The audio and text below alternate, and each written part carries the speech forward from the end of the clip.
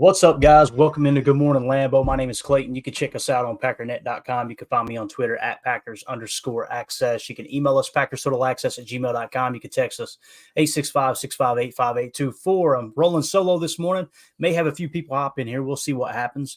I did make sure that I got them the link this morning, so we've knocked that out. All right.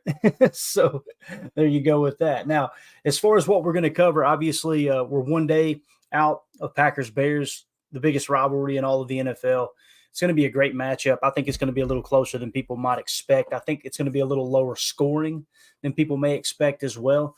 I think the over-under at one point was at 45. Now it's sitting at 44. So we'll see how that plays out. Just some of the metrics, some of the stuff that I've been looking at kind of suggests you're probably going to be somewhere underneath that 45. Now watch them come out and score a total of 60 points, right? I know the weather's supposed to be decent. There's snow rolling through Green Bay today. But tomorrow, I think by the time the game kicks off, we're looking at something around, I don't know, probably around 30 degrees and maybe a slight chance of flurries, 10% or less. So weather shouldn't be too much of a factor. I don't think the wind's supposed to be a factor, although I didn't pay a whole lot of attention to that. Let's see if we can pull that up, because the wind really affects the game more than precipitation, in my opinion. I mean, it really does.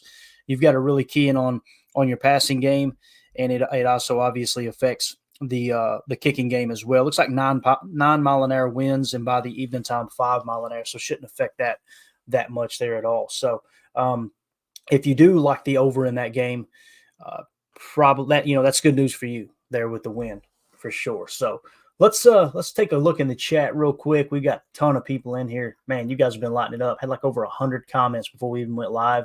We got Jen in here. We got Omer in the house. Just going to look here recently. Boz, Steven Smith. What's up, guys? Good morning. Appreciate y'all hanging out with us. Drew D in the house. Got the whole crew in here. Good stuff. Let's start it off with a little Packers-Bears preview from Packers Daily. Love what they do over there. Obviously, we put in a plug for them every week.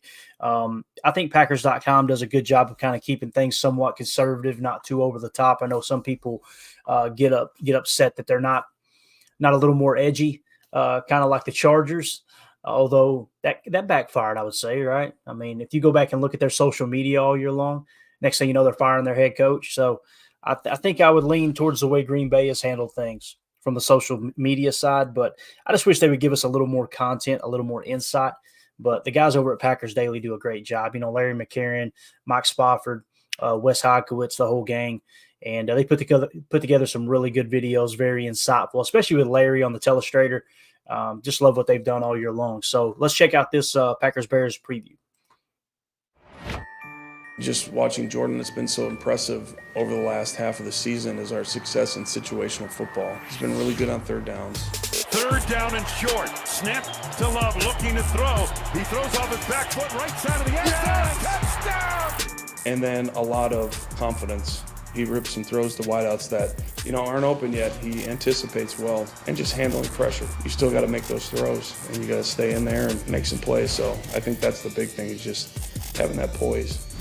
While Jordan Love has displayed poise, Bears quarterback Justin Fields has demonstrated power. Over his last 2 seasons, number one has racked up a dozen rushing scores and more than 1,100 yards after contact. And this past week, Fields led all QBs in missed tackles forced. The play's never over with this guy. There's countless examples that we've seen where you're like, oh, they sacked him. Oh my gosh, they didn't sack him. He's still alive, running for 20 yards. So it's an element of his game that is something you've got to be conscious of every single play.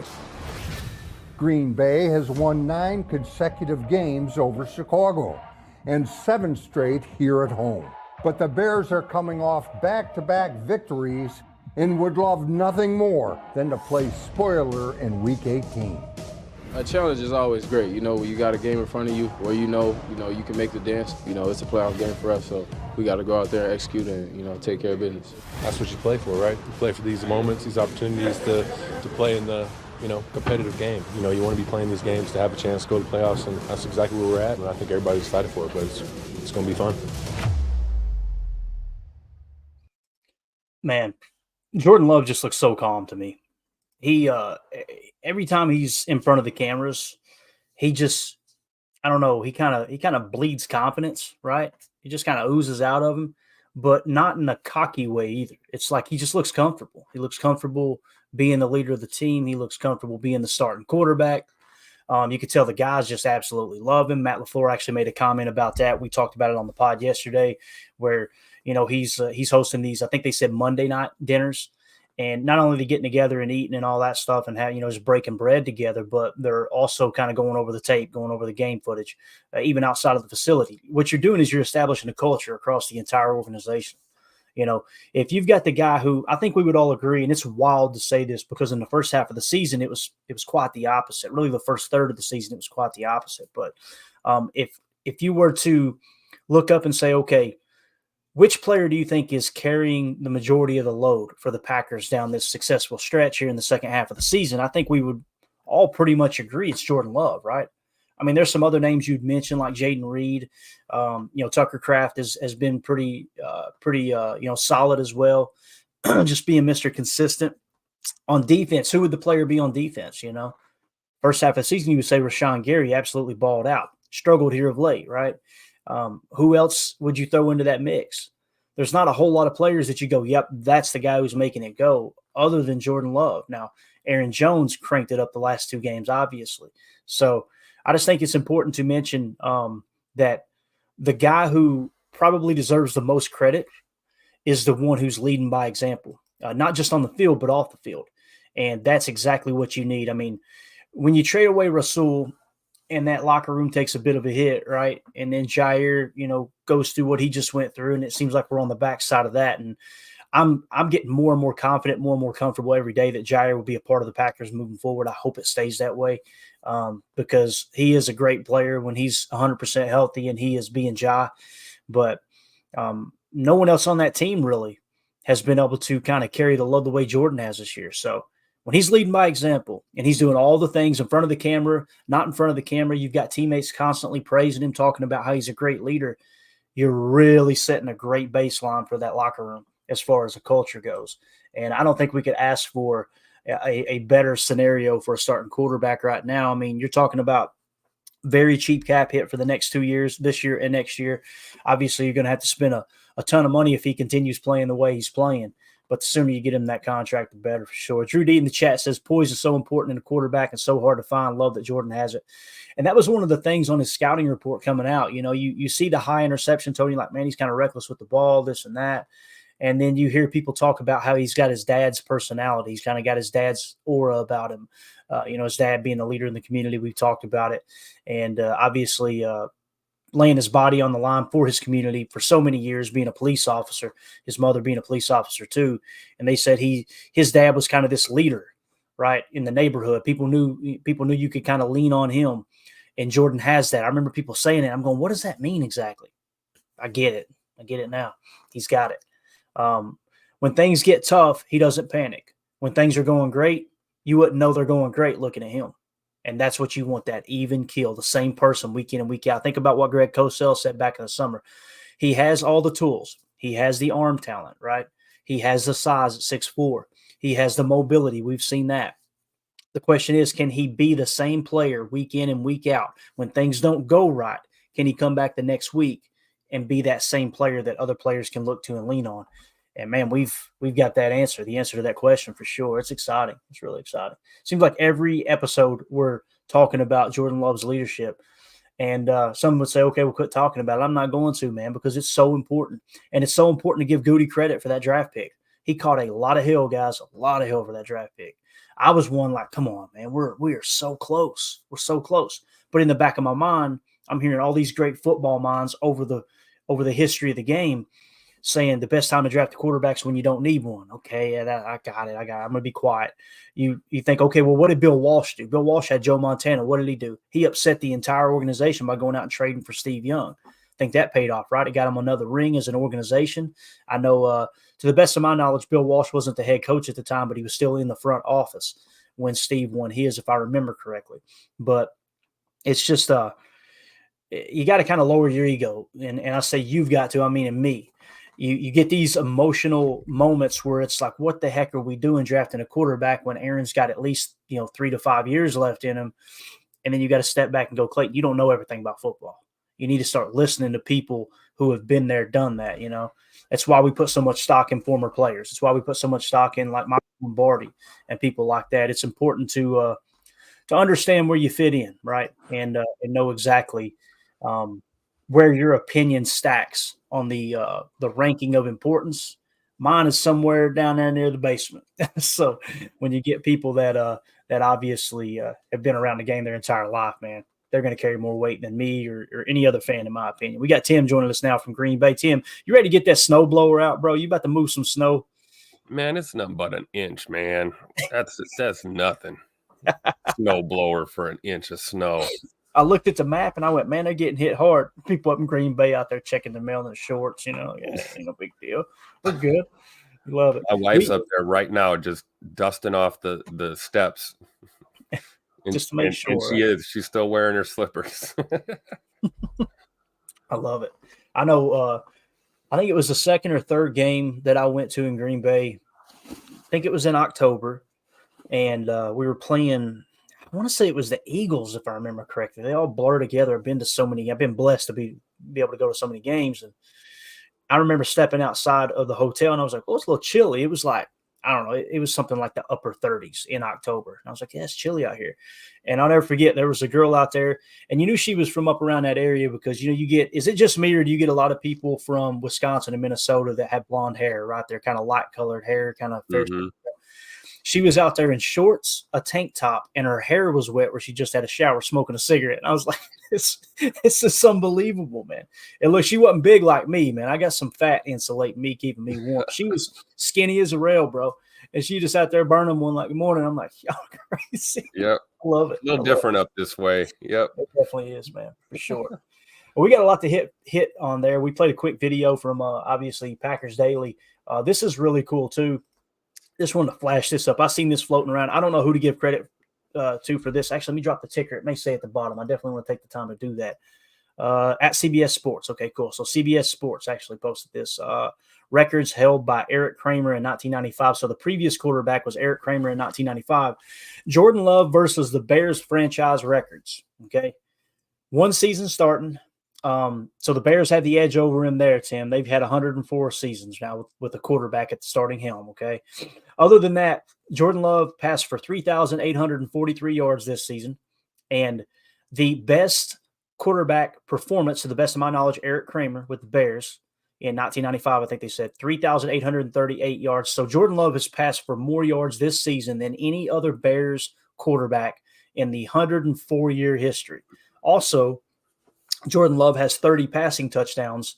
I think it was Eric Kramer as well that had 29 passing touchdowns. So first season as a starter, Jordan Love has boat raced their franchise records. So it'll be great too to see tomorrow when he gets over 4,000 yards for the year, and we get a few more tutters to add to the list. I love it. I love it. We're going to hit on some of those. If we have time, we're going to hit on some of the team statistics compared over the last 5 or 6 years. I thought, you know what, let's kind of go that approach now. We've looked at PFF. We've looked at the SIS data. We went to 33rd team and kind of played the point system and how they add, you know, positive and negative points to every play and all that good stuff. So we'll kind of take a look at how they've stacked up over the last few years. First, let's hit the injury report real quick. Just want to kind of key in on a couple of things here. Let's talk about the outs and the questionable, okay? A.J. Dillon has been ruled out with the thumb and the neck. Rudy Ford ruled out with the hamstring. Questionable is Elton Jenkins, although I believe we all agree he's probably going to go. It sounds like he's not going to miss this game.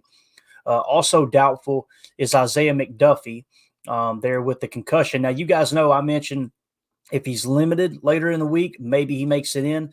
Typically, if you don't practice after a concussion, then you didn't get a chance to fully test that concussion protocol. So I don't imagine he'll be active. That's just me personally. Luke Musgrave, questionable. He was limited all week with the kidney. I know he wants to get out there for sure. You got to kind of be smart about that, especially if for some reason you're blessed and you jump out to an early lead somehow, some way, then you can kind of really limit his snaps and get him ready for the first round of the playoffs if you could somehow pull this win off against the Bears. Now, if it's a close game, And he's like, put me in. Hey, throw him out there, man, right? Worst thing that could happen is he re-aggravated a little bit. They can monitor it real heavy. They wouldn't be putting him out there, Tim, if they were worried about any internal bleeding at this point, obviously. But still, last game of the season, can't hold anything back as it was said on the water boy, right? So That's right. Questionable too. You've got Jaden Reed. He was limited all week long. He's questionable with the chest. I think Jaden's probably going to go. And let's see who else is questionable here. We got Preston Smith questionable. He was limited yesterday. That was huge. I didn't expect that. The way people were talking, the buzz around town was kind of like, probably not going to be able to go. Luke Tenuta, questionable, and he was full participation. The question is, can he get caught up? And is there a starting role for him? I don't think there is right now, although I wouldn't mind to see big Luke Tenuta slide in at a right guard just to see what happens. I mean, that's a big old boy. To me, he's like, if I remember correctly, he's like 6'8", dude. Could you imagine? That's like Caleb Jones big right there. Yeah. Yeah, Goody's definitely got a top when it comes to signing those players that are off of rosters right now. He's like, you know what? Let's go get the guy that I would take into a bar fight. Let's find that guy. Christian Watson, questionable. Now, there was a big conversation about that. He was limited for Wednesday and Thursday, then did not participate. I immediately thought, I know Justin from Packernet Podcast hit me up and was like, oh, crap, he ain't practicing. I didn't have time to respond before he kind of hit it up, and I think he put 2 and 2 together. But immediately I thought, probably precautionary, and we'll hit on a tweet about that here in a second. Dontavian Wicks, questionable. I think there's a chance he goes. I think you're going to get either him or Jaden Reed are going to get the majority of the snaps, whichever one is more healthy. I think they'll both probably be active. That would be my guess. And Emmanuel Wilson listed questionable, but full participation all week long with A.J. Dillon being out. I'm pretty sure we're going to see Emmanuel Wilson, Tim. What do you think about that, dude? I think we are, and I think we're going to see Preston Smith, like we talked about as well. I mean, come on, Preston Smith, another proud owner of the Chicago Bears. That guy's not going to miss this game. No. And, we may just see him in a limited fashion, and we might get a little bit more of LVN. But, yeah, Emmanuel Wilson, I can't wait to see him get out there and contribute. He's been nothing short of electric every time he's touched the ball this year. So, really excited to see him back out there. But yeah, man, this is all hands on deck situation here. If anything, we're looking at the with anticipation here at the actives, because somebody's got to get sent down here, right? We're at a full 53. So if we are in fact going to have certain guys play, somebody's going to have to get busted back down. So not sure who that's going to be just yet, but we're going to need every single player we can to get out there and contribute tomorrow for sure. Yeah, and especially with Bo Melton, you've used all of his elevations to send him back down, so they signed him to the active roster. That's one you would think is probably going to hang around. Now, last game of the season, there's a chance they go, you know what, let's send him down. We'll try to re-sign him on a futures in the offseason. That could possibly happen. I hope it doesn't, because, man, he showed a lot of flash. But one thing I will point out, if we don't cut Bo Melton, right, and then just try to pick him up immediately fall on the season, if that doesn't happen, one of the things this kind of plays into when we look at the defensive identity once again with the Chicago Bears, when you look at the defensive identity, we were kind of talking about, okay, how well do they play in their base? In their base, they're 4th highest in EPA. In their nickel, they're 14th highest. And in their dime, they're in 26th. So to me, it kind of looks like, all right, if there was ever a week you're going to carry more wide receivers and maybe go to 11 and 10 look, maybe that quad look that Emilio was talking about he's seen early on against the Vikings, this might be the game to do that too. So just something to keep in mind there. Now, as far as the Packers injury report, I know we got Jacob joining us now. Get his take here in a second. Matt Schneidman tweeted out Packers final injury report versus the Bears out. A.J. Dillon not playing because of a stinger, so it doesn't have anything to do with the thumb. It was more about the shoulder / neck where he got the stinger. And Rudy Ford is out as well. Doubtful. Isaiah McDuffie. Questionable. Christian Watson, Elton Jenkins, Luke Musgrave, Dontavian Wicks, Preston Smith, Jaden Reed, and Luke Tenuta. So, obviously, questionable means 50-50 chance. Doubtful means 25% chance they're going to play. Out, they've already been ruled out. It is what it is. Yeah. So, as we move on to the Bears injury report, this was, to me, pretty good news. Listen, Darnell Mooney has been absolute cheeks, okay? There's no two ways about it. I know last year everybody in Chicago was screaming he's a number 1 receiver, which absolutely cracked me up. But he's ruled out, okay? So you're going to have a more inexperienced, a less experienced wide receiver for the Bears step in for him, I'm sure. doubtful. Jalen Johnson with the shoulder did not participate all week, so he's doubtful. That means there's only a 25% chance he's going to play. Jalen Johnson is their best player on their entire team, guys. You guys remember yesterday we hit on it with the PFF grades, right? And when you look at 11 personnel, that's Jalen Johnson over there on the left at 90.8. He's the highest graded corner in the game. There's a good chance he doesn't go.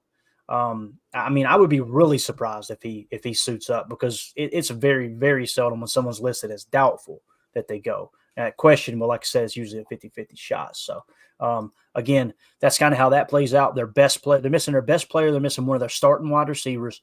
Questionable is Kyler Gordon with the calf, Khalil Herbert with the back, Cole Kmet, the tight end. Didn't say what it was. Lucas Patrick with the calf, and Patrick Scales. So, if let's say that only half of those guys suit up, they're questionable, right? And listen, let's look at it from the Bears' perspective here too. Jacob, I want to get your take on this one, man. From the Bears' perspective, let's put ourselves in their shoes for a second, okay? You're going into the last game of the season. Do you want to beat the Packers? Absolutely. Do you want to ruin their season? Absolutely. The people that are going to be on the field are going to be playing, try to be playing their best ball that they played all year long. This is their Super Bowl. But as an organization, as a general manager, if you win this game, your draft pick goes down again, right? So from an organizational standpoint, you look at this and go, you know what? If we sit Jalen Johnson, if we sit Darnell Mooney's already out, let's say we sit Kyler Gordon and Khalil Herbert, right?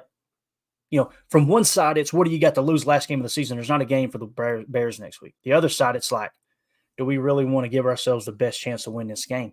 That's something people haven't been talking about. And it's funny because I don't want to be biased, but it kind of feels like because it's the Packers. You guys heard Kyle Brandt's little rant. Lifetime Chicago Bears fan. You've seen his rant on NFL Network. Absolutely obnoxious. It was cringy is what it was. He was like, that dude thinks he's way more important than he actually is. He's one of those guys that, in my opinion, has a very low social IQ. He doesn't know how to – it's like he's got a bunch of yes people around him saying, hey, look, let's shave your mustache live on the show. That's what people want to see on NFL Network. And they wonder why the ratings are in the tank. But, he came out and said, burn Lambeau to the ground, right? He said it's the Packers' evil empire. I'm just sitting there going, I think you're the only person on the face of the earth that thinks the Packers organization is evil. You're basically saying the only publicly owned team is evil. It's kind of a weird take, especially on NFL Network. But anyway, Jacob, what do you think about this, man? How do you think the Bears are going to play this? And if you were the Bears general manager, how would you play this, man, with these injuries? Man, I think, first of all, thanks a lot, Tim, for getting me sick. I don't know if you can do it digitally, but I blame you. That being said, I mean, the Jalen Johnson one's huge, and I just don't know if it's a tip of the hat, like you said, that they're definitely sitting out Mooney for that reason, that they're going to play it real safe with Jalen Johnson. That, it is a rivalry game, though. They do have the ability to completely ruin the Packers' season in a lot of ways. I don't know, dude. If it's the GM, if I'm the GM, I maybe am trying to. It's not that I'm, what do they say? It's not like they're quitting or pulling the game or anything. They're just deciding not to maybe go as hard as they could. They're easing up, not going all gas full brake. They're going like 50% gas, pumping the brake a little bit. You know what I mean? And if I'm the Packers, I gotta be. I don't know. You got to be telling myself it doesn't matter if the Bears are ready to come out and play us. Like, we have to just be able to boat race them no matter what. Don't even give them the option. And I don't know. Personally, if I'm the Bears organization, like, I have a hard time getting pumped for this game, like you talked about. I mean, if I'm really being honest with myself, here we go against the Bears' best passing. I was listening to while you guys were talking about that. Jordan Love in year one just gets out of bed, puts on his shoes, yawns and stretches, and becomes the Bears franchise quarterback, record holder of all time. That to me is hilarious. And if you're a Bears fan, that has to take the wind out of your sails. When you look at yourself in the mirror while you're brushing your teeth, every now and then you're just like, I'm a fraud. I'm a fraud. Yeah, they gag while they brush their teeth. It's weird. So anyways, it's a weird situation to be in. I think the Packers just need to look at it as if like this is a business move and we're playing our redheaded stepchild of a cousin, and we just need to put him away. Show him no mercy. Just put the dagger, baby. Yeah, the dagger, exactly. What's the personal part with Khalil Herbert. That's what's interesting to me. Like I have it's my personal. back's sore, but there's some personal stuff going on. I think he's upset with his back, is what they're saying. He's maybe that's it. I don't know. Yeah, it's weird, Tim. I didn't even notice. I've been hearing back all week. I didn't even notice the personal part. That is strange. Yeah, we need to dig into that a little bit. Like, man. my back hurts, and personally, I don't feel like playing. Is that could be? My back hurts. Hey, did you guys see? Did you see Andy Herman's response to Kyle Brandt? Yeah, it was gold, man. Oh, I meant to reach out to Andy and ask him, "Hey, man, do I got permission to play that on the show?" But I didn't have time. It was epic. And I know Jen in the chat, she hit me up on Twitter, I believe it was, asking about it. It was gold, Jen. Can you summarize it quick for those of us that haven't? Go ahead, Tim. Let them know. Well, Andy Herman, I'll just quote him. He said, "The bar is so low in Chicago.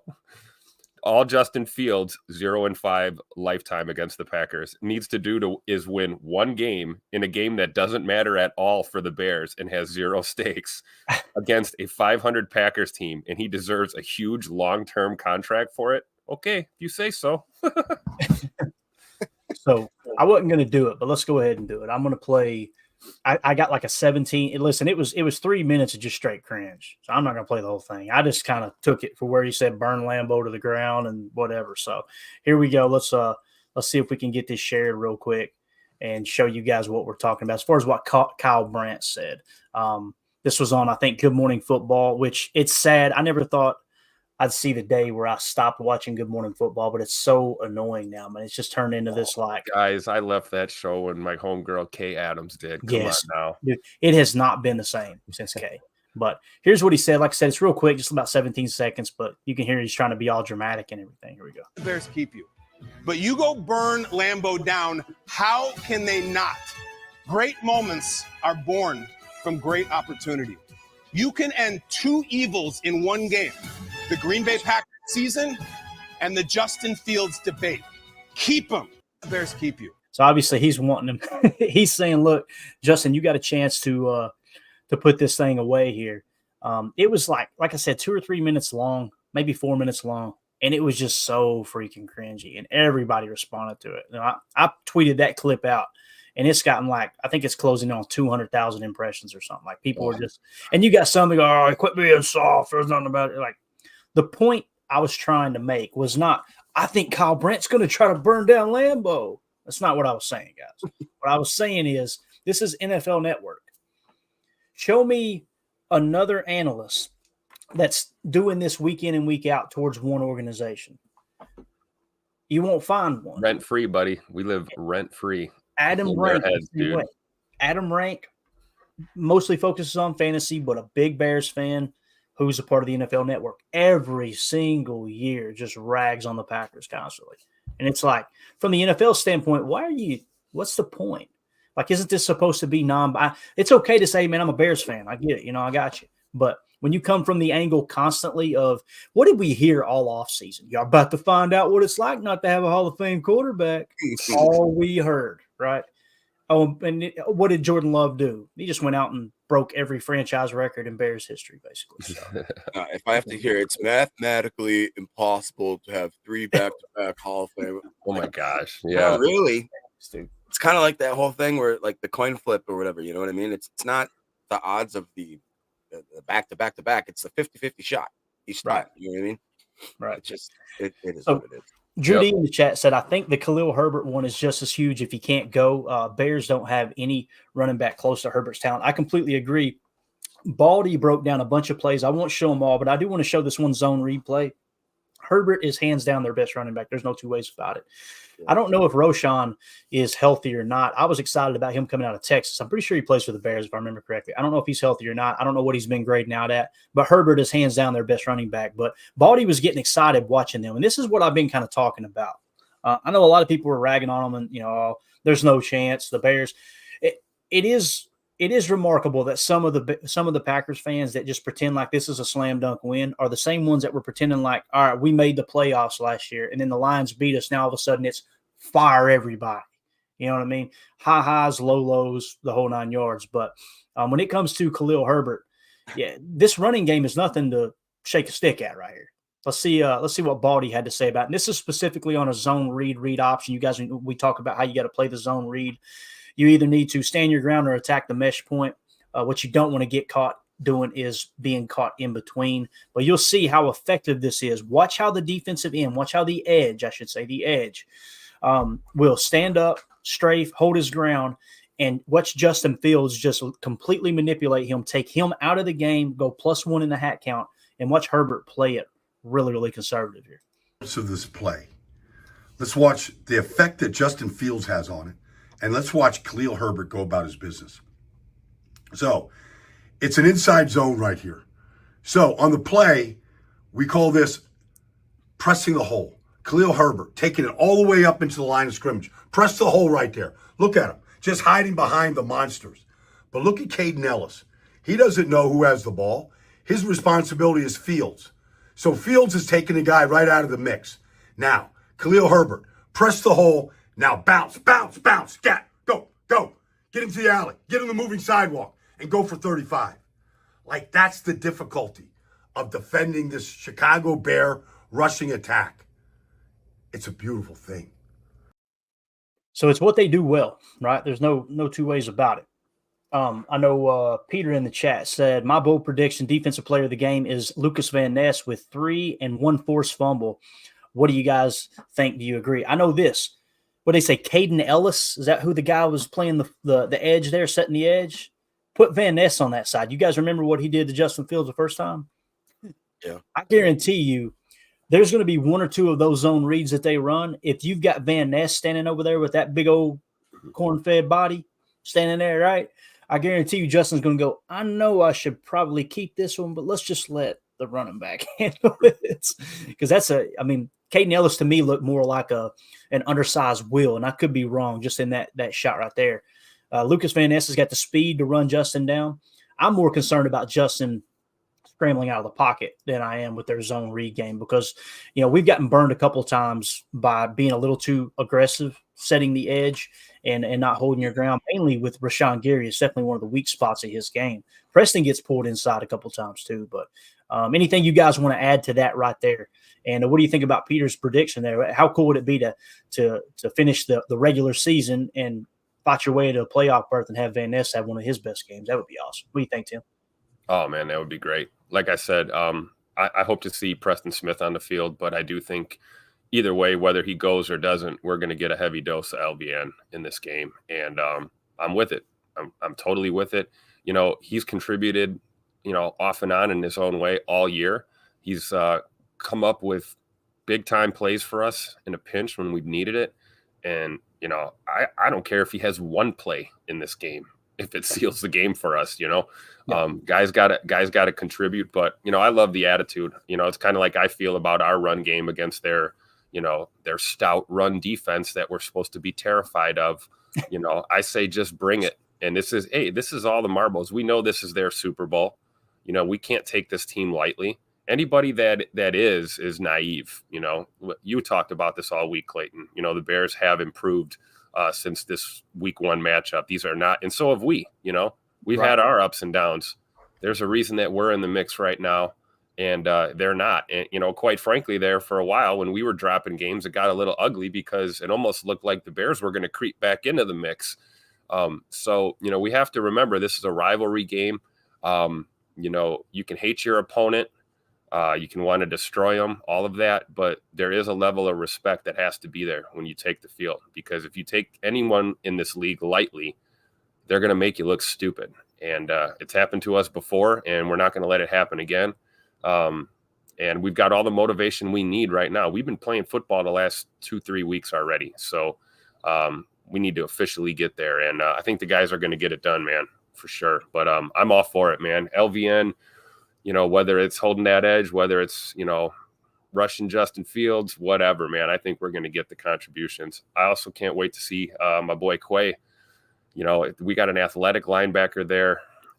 This could be a big game for him. We're going to need it to be a big game from him, especially with McDuffie not playing. So look for Dre Campbell to step up, Quay Walker to step up. We're going to need everybody on D to contribute for sure in this one. Definitely. Jacob, you got anything to add to that, bud? Yeah, just as far as Lucas Van Ness, how nice and I guess rare is it? I don't know about you guys, but I have barely heard any Packers fandom like hate or negativity, but like, oh, our number 1 draft pick not producing, not getting out on the field. It's like it's been kind of a up and down season with LVM, but he's came in there. He's made a couple of really great splash plays. I know he's got a few sacks. All in all, I'm very happy with his production. But like, just think about that. How great our rookies in our draft class has been once again, where we're gonna just kind of like number 1 draft pick. It's fine. He'll come around probably in the next couple of years. Right now, he's I just again I look at what the potential is with this team in 2 to 3 years. But as far as specifically in this game, like Tim said, I'm excited about Quay. I really wish we could see a little more McDuffie. I think that he has really become a late round gem. Wasn't he like a 5th rounder from Boston College or something like that? Definitely later, yeah. And I remember when they drafted him too. I was kind of digging into him a little bit. I was like, man, I like this guy. He looks like he's kind of scrappy. It was surprising that if I remember correctly, I could be getting my timeline mixed up, but it seems like Oren Burks stayed over top of him for the most part on the depth chart. And I was always looking at him going, man, I'd rather have McDuffie out there. And then it was last year, I think, that he was like our special teams ace, Jacob, if I remember right. So, yeah, doesn't get a lot of credit for his ability in the pass game either. And, that's obviously not his strong suit, but it's something that I've witnessed him, at camp working on. And throughout this year, I think he's gotten a little bit better at his, left to right coverage and being able to fall back and, defend the pass a little bit as well. So, because we are obviously know he's a great run stuffer, so hopefully Zay gets back. Maybe that's the key. If he can't go tomorrow, it is what it is. We go out here as a team, we get this win, and we see you in the wild card round. So Jen Rott in the chat also said, what's that? Oh, nothing. I was just real quick. You're gonna probably hit it in a second here, but Omar, I like how he said him being LVN, Preston, and TJ Slayton are our best versus the run. It'd be nice to see them in a little package, Slayton maybe trying to stuff up that middle, take a couple guys with him, and then having a little who else would you want in that lineup? Who would be your 4th? Gary, obviously, right? Yeah. Try to get Gary in there somehow, put LVN inside a little bit and have Slayton. Ooh, that sounds fun. Yeah, you have Slayton in typically on your base, right? Your 34 jam. So most of the time in your 34 jam, what you've seen early in the season was Preston Smith. This is from the offensive perspective, from left to right. You got Preston Smith, Kenny Clark, TJ Slayton playing nose, Devontae Wyatt, Rashawn Gary. Now, what we've seen last game, and it's just on the surface, I haven't looked at the exact snap counts and really keyed in on it. I was limited on time as far as breaking down the tape. But it kind of felt like Carl Brooks got a little bit more looks last week. I think they're getting a little bit aggravated with Devontae Wyatt and, him being a little too aggressive, right? And just kind of playing reckless. But it felt like we seen a little more of Carl Brooks, and then lo and behold, Devontae Wyatt's grade came up to a 72, one of his best games of the season. So it's important to have that depth. And another thing I'll say before we move on from LVM, like she said, LVN's rookie year is actually better than Gary's given time. If that is true, Jen, and I trust you, I'm sure it is. I'm sure there's some statistics that might push against that, but I think overall you're right, because Rashawn Gary was an absolute non-factor his rookie year, and you've seen them really try to put Van Ness in against the run, especially.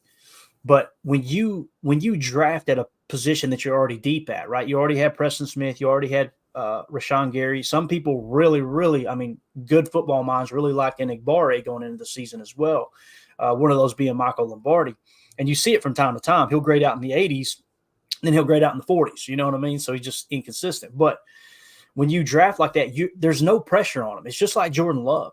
For 3 years, there was zero pressure on Jordan Love. It was just soak it all in. Get used to the offense. Get used to playing at this level, right? Run the scout team, whatever it may be. I think there's a little bit of power in that for sure. But since we were continuing to talk about, stopping the run, right, and talking about LVN, I got another video here on the Bears power run game, and then I think there's a little play action off of it too, if I remember correctly. But again, this is Brian Baldinger on Twitter doing his Baldy's breakdowns. Let's see what he had to say about their power running game here. Chicago Bear fan, don't you just love I formation? Don't you love your quarterback under center?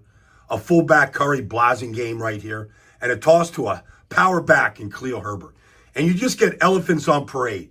And if you get a little color showing like you do right here, Blasingame cleans it up. And Herbert turns the corner and gets you a good 4 yards. You love it. Then you come back. You come back to this right here. Here you go. I formation. All right, Rashawn Johnson at the tailback. And you get a play action fake here. Look at the attention to detail right here. Look at the linebackers. Look at Ellis. All right? Look at Landman. Look at them all. Where's the ball? Who's got the ball? And then you drag the tight end across the formation. Tanyan, and right here, nice and easy. Justin Fields gets the ball to your tight end.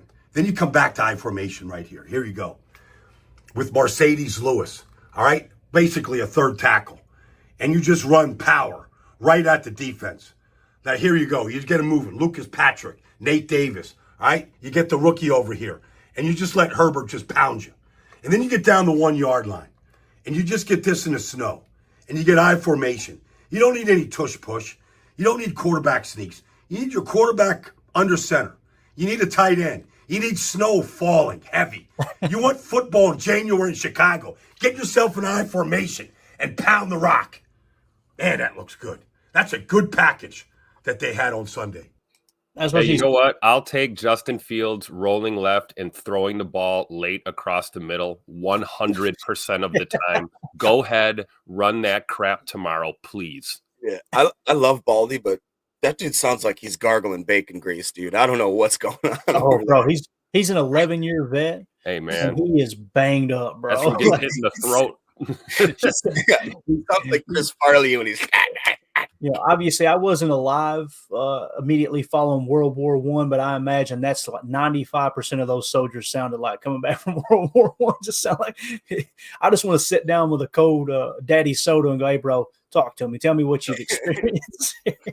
I mean, Baldy's right, though, about what he's seeing here with this, this power eye. They improved, man. A lot of what they do, but also he mentioned Big Dog. Big Dog is out. He will not be playing tomorrow. I believe we saw that on the. Is that right? Let's see. Let's look. Double check the injury report. I believe Big Dog is out. I don't know if they ruled him out or is he not listed? It's not listed. Yeah, it's veteran rest. So yeah, okay. I think what they're saying with the NA, actually, Tim is probably it's not even an issue. He's going to play. This is just part of the plan, I believe. Now, will he be active? That's the question, right? Because they may look up and go, okay, according to the game plan, we don't need him. That could happen. I don't know how often he's been active or inactive, but I could be reading that wrong too, Tim. But I think they're saying he's ready to go, but I could be wrong. Okay. Well, we know how this is too. A lot of this posturing, that's like we were concerned with Coach LaFleur earlier in the week when asked about Jair. Is Jair going to start? Coming off the suspension, and Matt didn't want to give out any details. It's like, well, that has nothing to do with Jair. It has everything to do with we don't want our opponent to game plan too much in advance. I guess we'll see tomorrow, right? When we get the actual game day actives. Something popped in my head too, Clayton. I think if anyone's going to get sent down, it might be Robert Rochelle for us if we need the roster spot.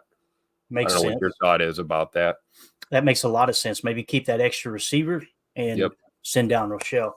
Because, and here's the thing, too. We're sitting here talking about this running game. And I know there's been a lot of people talking about how, well, all you got to do is stop the run. All you got to do is stop the run. And I don't – maybe they haven't had time to watch Justin Fields.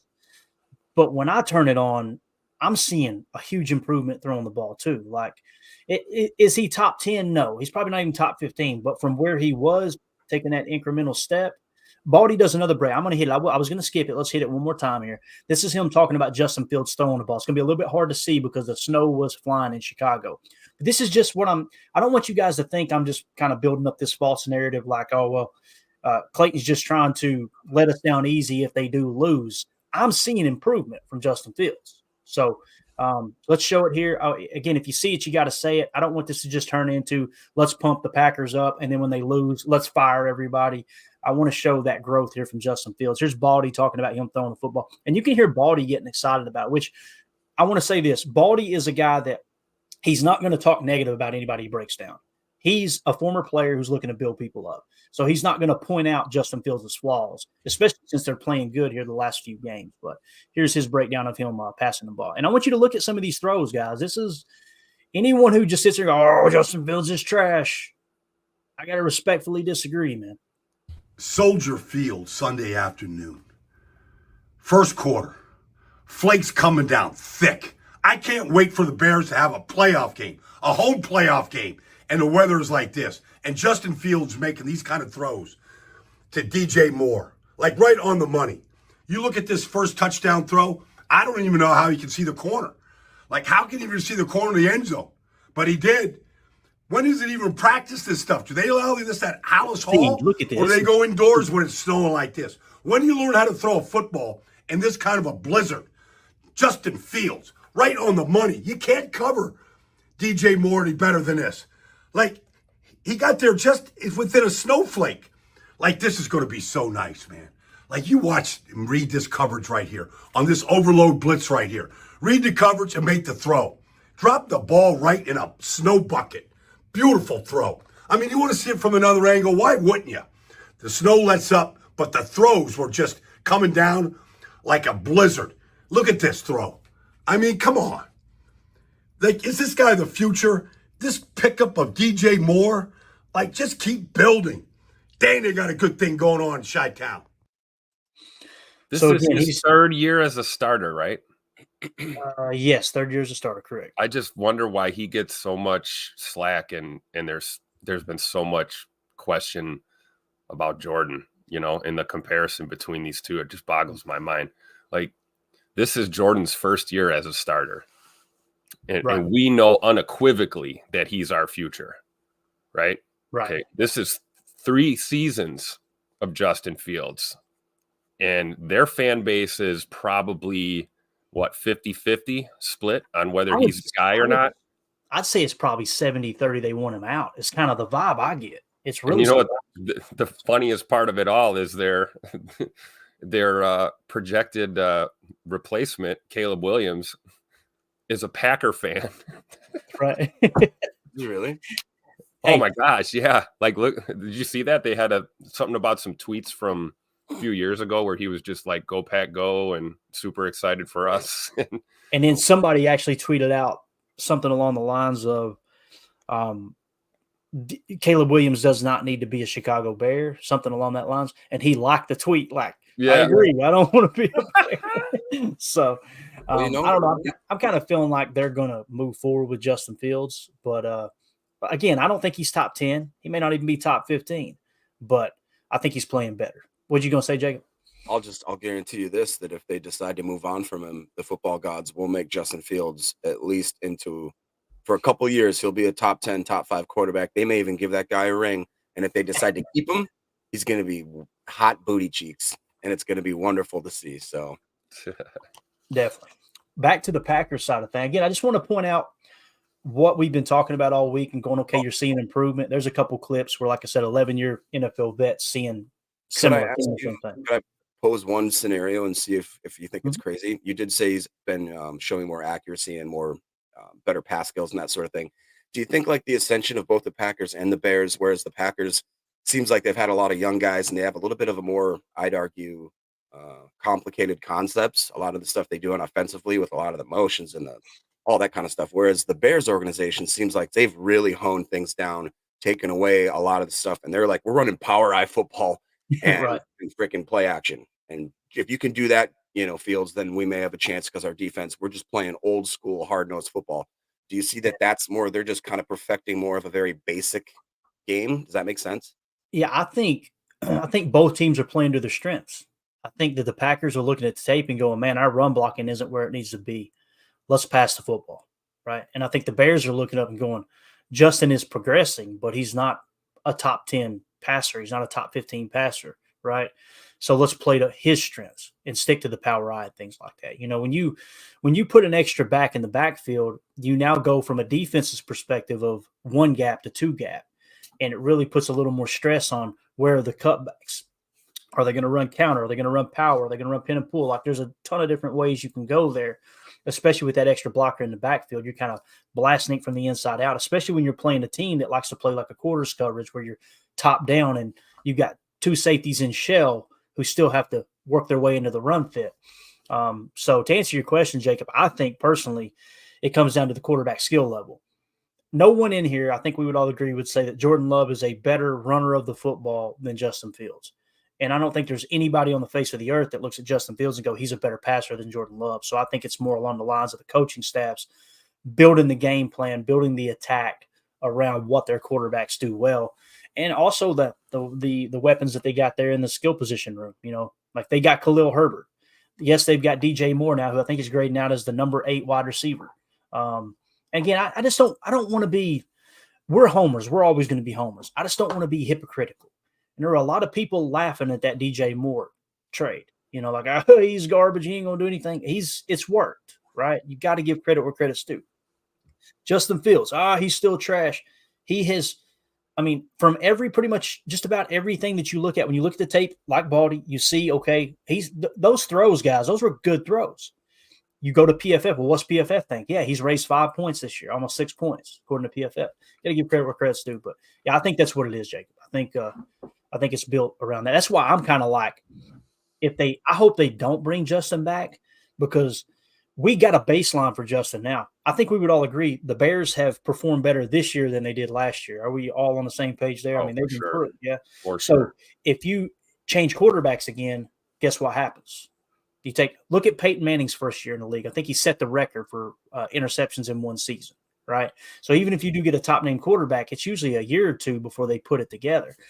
So that's why I'm kind of like, for right now, for next year, 2024, I would rather them get rid of Justin Fields and have to make a transition, and it gives us a chance of them hitting on an absolute bust of a quarterback. But I do know this too, with the way things have unfolded in Chicago. If you were to put Justin Fields on a Shane Steichen type team, whether it's Indy or Philadelphia, he's probably got a lot better numbers. That's just my personal opinion. They're trying to fit somewhat of a square peg into a round hole, and it goes exactly what you were saying, Jacob. That's why they've had to mold this offense around power run as opposed to what Luke Getsy was doing with Aaron Rodgers, in Green Bay. So that makes sense.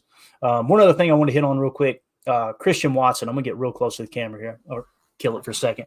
So Rob Demoski tweeted out, Matt LaFleur said of Watson, we felt he had 2 good days of practice and wanted to give him today, and we'll see where he's at on Sunday. And he quote tweeted the previous one that said, after 2 days of practice, Christian Watson is not suited up today. Could be a setback or could just be saving him for Sunday after getting through 2 days. We'll see if LaFleur sheds any light on it post-practice. And then at the very bottom there, you see one of the most recent updates was Christian Watson on not practicing today. Christian said, quote, to kind of give me the best chance to go on Sunday was to rest a little bit today and make sure that I do everything to take care of my body, as McCarthy would say, and put myself in the best position to hopefully play on Sunday. So it was precautionary. Justin, I know you're listening. That's what that was, buddy. Thank God, right? We were both kind of throwing that around, a little bit concerned about that, but it looks like he's going to try to go on Sunday. Now, if he wakes up and the hammy's tight, he's going to be inactive, right? Another one here, Ryan Wood tweeted out, Matt LaFleur complimentary of how Jair Alexander has returned off of suspension. Quote, he's been awesome. He had a great attitude, came in with great energy. I told Jair from day one, he's very charismatic. He has the energy to light up the room. His energy can uplift everybody. Matt LaFleur says A.J. Dillon is out because of the stinger, not the broken thumb. So just to kind of reiterate what we talked about earlier. So all signs are pointing to, guys, unless they're all putting on one hell of an acting performance, I think Ja is going to be a Packer moving forward. I know there were some people saying, I don't see him being here next year. I think that kind of cleaned itself up. And I tip my cap to the organization for the way they handle it, but I really give a double tip to Jair, because it'd been real easy to let your ego get in the way, Tim, and come back in that locker room and be like, no, flush this. I'm better than them. I want out. He seems like he just completely humbled himself, and I like it. I really do, man. Let's just look up in March and he's traded somewhere, though. I'll tell you, man, all the talk of him not being a Packer anymore has not come from inside that locker room. There's nobody at 1265 has had that attitude. It's all been people from the outside looking in. So, and we'll see how the team responds this week. Like we just talked about here, him coming back, the guys were happy to see him. He kind of gives us the juice, so to speak, really on both sides of the ball. And, let's be honest, Ja's due. He's due for a hell of a game. Really and what a great time to get one from him. So, and then as far as Scoot, man, what can you say about Scoot? This guy is doing everything he can to play football tomorrow. And you know what? He has the mentality that I'm going to leave it all out there. If I tweak the hammy again and I'm done again, oh, well, I'll have 116 yards and 2 tutters on the way to doing it, and we'll get a dub. This guy's trying to help us win. And so I don't want to hear the glass talk. I don't want to hear any more of the nonsense when it comes to Christian Watson. The guy's a gamer. He's got wheels. His hands have improved. You know, that was a big knock on him last year. What was the drops? That guy has all but alleviated that issue completely. And he just makes that already deep wide receiver room even deeper. And having him available tomorrow is going to be everything. You know, we've talked about that even on plays that he's not necessarily, you know, getting targeted. This Bears defense is going to have to account for him. So really hopeful to see Scoop play tomorrow. That reminds me, if you guys can do me a favor, if you guys all know, I don't want to ask you to pray because that's horrible, but if we could all use like a birthday type wish, willing this into existence, we need Watson to play because obviously we want the Packers to win against the Bears and to move into the playoffs and to obviously win the Super Bowl, which then obviously makes that we can fire Joe Barry and all that great stuff. But more than anything, if Watson goes in there and just scores 1 touchdown, I win $500 from Prize Picks. And then that means that $250 of it is going to be donated to the Fertile Ground Ranch. And I'm asking this chat to find out what the best cause to donate the other $250 would be. So I want you guys to like some sort of fund or whatever you guys want to put it towards. Or does that say Kevin King's in the chat? Who's Kevin King? What you doing? Is that the Kevin King? I'm pretty sure it's not the Kevin King. That'd be really cool. If it is Kevin King, you need to become a member of the channel, Bub. We know you got some extra change laying around. My God. Says John going to play lights out and let's go. Yeah. It could be Kevin King. Might be sitting over going, man, listen to this redneck podcast. This is Apparently fun. he stayed a Packers fan after they let him go. He just said he really liked the organization. I think he's a good dude. It's just it didn't work out, you know. It's not his fault that they overdrafted him, you know. Yeah. It is what it is. But all right. I want to say this real quick. First of all, we got 111 people in here. Let's see if we can get to 111 likes. Just take a quick second, hit that like button for us so other Packer fans can find this content, find this channel. I hate mentioning it, but it's a necessary evil for sure. It'll help boost the algorithm, like I said, and continue to grow the channel, which is going absolutely nuts right now. I do want to say BetUS, we appreciate them. They're the official sportsbook of Packers Total Access Live. If you want to support the channel for free, just click on the link in the description, and that'll send you directly to BetUS where you can register as a customer for free. And because you use that link, it lets them know that we sent Packers Total Access Live sent you to BetUS, and we appreciate them, like I said, jumping on board. As far as the line, it was sitting at 3 points earlier in the week. I think it's still there. Packers are 3-point favorites, and BetUS, you can get that same action there at -110 for both teams, whether you take the +3 or the -3. If you take the +3 in Chicago, don't ever come back to this stream again. If you take the -3, we're rooting for you. We hope the Packers pull out a win, go to the playoffs, and you make a little change. So, again, that's BetUS, America's favorite sports book. Been in business for over 30 years. They are the official sports book of Packers Total Access Live. We appreciate them so much. So, last thing, as we get ready to wrap up, I've seen this comment, and I wanted to hit it real quick. We actually had a few of them I missed, but I'm going to hit this one. Peter said, hey, Clayton, when we get to next season, after we fire Joe Barry, you mentioned it too, Jacob. It's hilarious. Joe Barry, do you think we need to hire a DC that will switch to a 4-3 to help stop the run? You know, it's funny that that's the approach because the 34 defense was created by John Madden to stop the run. The goal was, rather than having 4 guys up front with 2 guys a little undersized on the end, why don't we put 3 defensive tackles on the front? And then if you want to play a jam like the Packers do, then that makes you a little more, gap sound, a little more in position. You're putting 5 guys on the front of the line. This is against base, of course. When you go nickel, it's nickel 2-4-5. So you say 4-3, like, all right, man, we go to 4-3, we'll be able to stop the run. It's way deeper than that, Peter. That sounded bad. Listen, it's a lot more detailed than that, all right? 4-3 is only when you're in your base defense, meaning when they're in 12 or 21. Now, when you play Chicago, you're going to be in 4-3 a lot. Not the majority of the time, but a lot.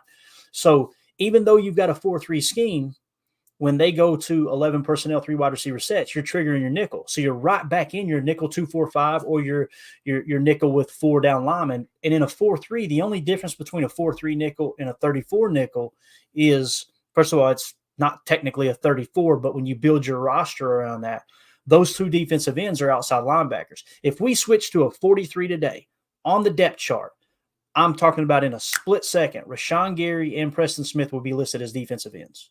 So nothing really changes, okay? Now, when you're going in a base look, you got 4 on the line of scrimmage, and you got 3 backers, 3 what we call stack backers, right?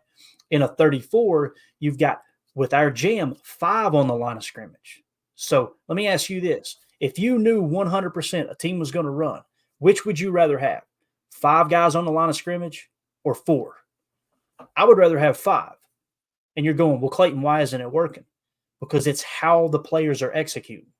They're not staying gap sound. They're missing tackles. It's that simple. And the backers, Quay specifically, has not been aggressive enough at the point of attack. I'm not talking about tackling. He's a great tackler. But when you come into a play and you know it's a zone left and you know, okay, my gap responsibility needs to be the B to the C here in this specific situation, and he just kind of lags in the B and lets them have the C completely, and now Preston's thinking, Quay's got my back on the B, let me contain the edge, you could drive a truck through that hole. Like, these are the little things that happen up front. So I don't think switching to a 4-3 is just going to fix it. I think it's going to come down to, if you do change DCs, the positive would be bringing in a new belly of assistant coaches who are probably going to teach a little more fundamentals, tackling, gap sound, right? That's what I think the big improvement would be. But am I opposed to a 4-3? Not necessarily. The Bears have a good D. I know some still refuse to believe it, but the Bears are playing good defense right now. They play a 43 zone look. They're in zone like a large majority of the time. So they play a 43 front, and they're pretty good against the run. Matter of fact, I think I've still got it right here. If I pull up their identity real quick, defensive identity, just to look at it one more time. So when they're in man, they're only in man 19% of the time. That's 26 fewest. They're in zone 64% of the time. Their EPA in zone is 6th in the league, and their EPA in man is 24th. Okay, so just to kind of give you an idea. Now, how often are they in base? They're in base 13th most in the league at 23%. Their EPA is 4th. In nickel, they're at 73%. That's 8th highest, and it drops down to 14th. So just to kind of give you an idea. And they do a real even split, too, on the backside. So when you go to EPA, base, they're 4th in the league. Nickel, they're 14th, okay? And then when they go to against gap run, they're shutting the gap run down 2nd best in the league, according to EPA.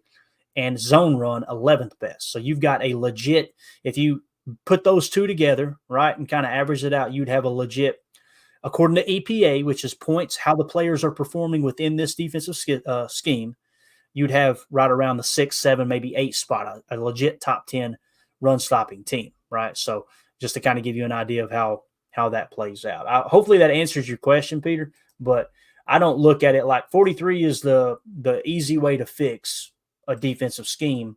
It's going to come down to the players executing. People hate hearing that. But most of the time, 90% of the time, the people that hate hearing that don't take the time to actually study what's going on the field, and they just want to make a blanket statement of, they're just trash firing, rather than, I'm cool with firing. I am. Let's just understand why we're firing him and make sure we don't make the same mistake again. That's all I'm asking. So we had some stats we were going to hit on, but we're already over the hour mark. As far as team statistics and showing how the defense has actually played the last few years, I'm going to save it for tonight's show on PTA Live. But Gino in the chat says Jim Schwartz knew how to beat these Bears. Jim Schwartz is a great DC. Is he in Cleveland now? Am I thinking right, guys? Am I thinking he's in Cleveland right now? I think you're right. Yeah, Jim Schwartz is one of those Belichickians, right? He came up in Cleveland. He was a slappy in Cleveland with Belichick. He ended up working with Belichick and some of his assistants on down the road. He ends up getting a head coaching job in Detroit, absolutely crapped the bed. And now everywhere he's gone, the defense has improved. I believe it's either Cleveland or Philly he's in. I can't remember which team, but everywhere he goes, the defense plays solid. Problem is, if he's a DC somewhere, you can't bring him in. Unless, of course, he's not the assistant coach in that spot and you promote him to that and bring him in as your DC. But how do you guys feel? Do you guys, Tim, I'll start with you. Do you have a preference, 4-3 or 34? Does it matter to you? Honestly, I've had this back and forth myself. Me and my buddy Tony have talked about this ad nauseum. He's a fan of going to the 43. I'm kind of on the fence. I think we should stay in the 34. And I'm kind of in your camp, Clayton. I believe this stuff comes down to execution. I know it's not popular to say because change the freaking record. Yes, fire Joe Barry. Oh my God. Okay, guys, we have been caught over pursuing when we should be staying home, and we've been caught staying home when we should be going full pursuit. And that is on players. That is not on scheme. And I'll just leave it at that. So I'm kind of a fan of the 34. I think we should stay there. Tim. Uh-oh. You got to realize that this is a 46 bear formation team, okay? Either that or nitro. We're either doing that or nitro, man. We're going the Buddy Rhyme 46. Oh my goodness. I'm digging it. Honestly, though, I think I agree. 3-4 just seems overall a better way, especially if you have those freak athletes at the quote-unquote edge position. Just seems like you can do so much. I mean, where else are you going to get Preston Smith covering wide receiver ones? You know what I mean? Anywhere you play a 34, to be honest with you. That's really the answer. Everybody acts like it doesn't happen. It cracks me up, man.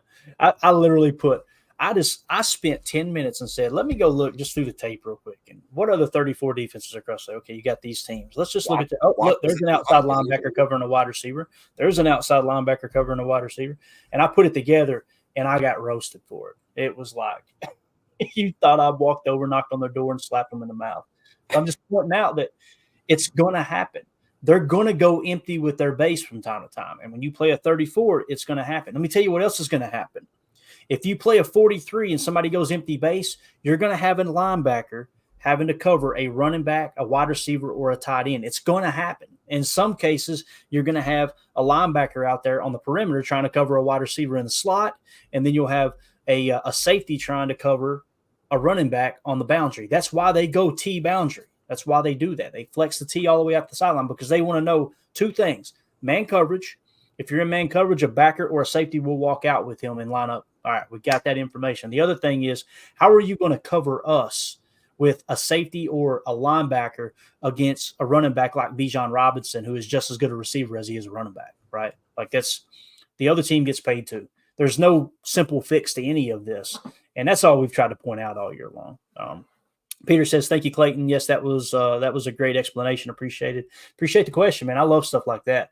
We'll lose listeners, but I will talk nerdy X's and O's all day long. And it's definitely something I'm most interested in. I will never forget the first podcast I did where someone emailed in and asked me an X's and O's question. I was like, oh boy, that's all I needed. Because at the time I'm like, people don't want to hear this stuff, but it seems to be pretty popular. So, and just trying to figure everything out, obviously.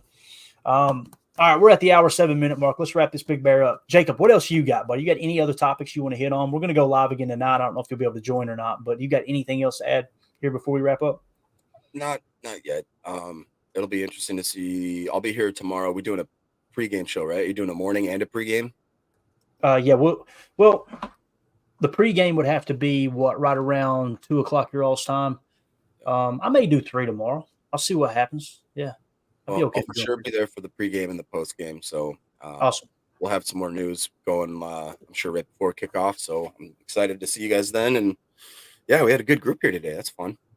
Yeah, absolutely. What do you think, Tim? You got anything else, buddy? No, just excited for this game tomorrow. Really am. A lot of talk, a lot of build up to this. At the end of the day, man, it's played between the lines, and I would be fully surprised. I guess the one thing that's been on my mind is we always talk about, going to the film room and looking at the last time these two teams played, right? We know the Bears are going to be looking at film. We're looking at film of them. I honestly think that, the 4-game saturation is more important in this case than our previous matchup. And I'd be willing to bet that the Packers are looking at Chicago's last 4 games even more than they are looking at that first week's matchup. It's almost like night and day. So I would be really, really prepared for the unexpected in this game, meaning if we think they're going to come out and be run heavy, don't get caught sleeping if they're out there slinging it right away. So we've got to be able to adapt and adjust in this game. And I think, it could be the potential for a real grinder. It could be a close game. Honestly, it really could. I don't think it could be a boat race from either one of these teams. So be prepared for the grind and the excitement of some hard-nosed January football at Lambeau Field. Packers, Bears, it doesn't get any better than this. All the marbles on the line. right? I mean, for us, it's everything. For them, it's everything. It's their Super Bowl. It's their future. So just excited for the game, guys. Yeah, definitely. Doug in the chat says, before you guys erase the chat, we got derailed and fully vetted Paul Robertson's waxing preferences. It's a must read. We're going to pass on that. All right. Jacob and I are already sick. We don't need. I'm trying to keep my copy down there. What's that, Jacob? I said I can't help but follow along with the chat as it goes, and you guys are definitely my people. Bunch of insane, I can weird tell, man. We're in the middle of a serious conversation. More importantly, Carly Rae, just skip the Christmas party. Just skip it. Yeah, do it. Just skip it. If you want, I can call in. Never mind, I won't do that. Yeah, exactly. For those of you talking about waxing, all right, in the chat. I got some advice for y'all. Take 2 weeks off, then quit. All right, get out of here with that. I love the chat, man. The chat's awesome. All right, we're out of here, guys. Again, tonight we will hit on, just kind of give you a preview. We'll lead off with where we kind of left off here. We got the 33rd team power rankings. Pretty cool stuff that the Packers are ranked barely ahead of the Chicago Bears. You guys know the 33rd team's run by a ton of former NFL executives, NFL coaches, NFL players across the board. They got a good analytics community as well. We'll look at the 33rd team's Packers overview, their team overview for the season. We'll look at the offensive team stats by year and go, okay, how much have they improved from last year and the previous, 3 to 5 years? I think it goes back 5 years. We'll do the same thing on defense and show you guys just how close this defense is performing to where they were last year and just put things into perspective going into that final game of the season. And like Jacob said, there's a chance we'll do 3 shows on game day. They're on Sunday. We'll definitely do 2. We'll definitely do a pregame and a postgame. But like I said, we may do a early morning, good morning Lambeau as well. So with that being said, I want to thank everybody in the chat. You guys were absolutely awesome. Thank y'all for hanging out with us this morning. Hope you have an awesome day. Also, if you get a chance, hit that like button for us so other Packer fans can find this content. We greatly appreciate that. For those of you listening on the pod, thank you for making us a part of your day. As always, let's go out and be the change we want to see in the world and go Pack Go.